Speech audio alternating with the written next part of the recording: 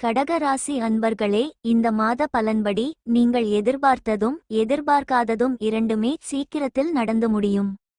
பல நாட்களாக இழுபறியில் இருந்த பணம் கூட கைக்கு வந்து சேரும்.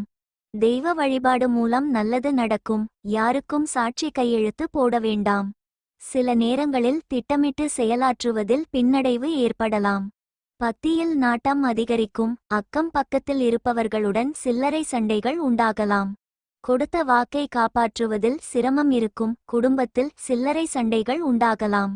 நட்பு வழியில் ஆதாயம் உண்டு. சொத்து விவகாரங்களில் சிக்கல்கள் வர வாய்ப்புள்ளதால் சற்று கவனமாக இருக்கவும். வீண் வாக்குவாதங்களை முடிந்தவரை தவிர்க்கவும். குடும்ப பிரச்சனைகளை சமாளிக்க வேண்டிவரும். கணவன் மனைவி ஒருவருக்கொருவர் அனுசரித்து போவது நல்லது. அடிப்படை தேவைகள் அதிகரிக்கும். குடும்ப நபர்களிடம் திடீர் கருத்து வேற்றுமை ஏற்பட்டு நீங்கும்.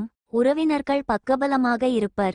குடியிருக்கும் வீட்டை மாற்ற நேரிடும். பழைய கடனை அடைக்க புது வழி கிடைக்கும். வாகன பராமரிப்பு செலவு அதிகமாகும். பெற்றோரின் உடல் நலத்தில் கவனம் தேவை. பழைய சொந்தங்களை சந்திக்கும் வாய்ப்பு கிட்டும். உத்தியோகத்தில் உயர்வு நிலை உண்டு. புது தொழில் யோகம் அமையும்.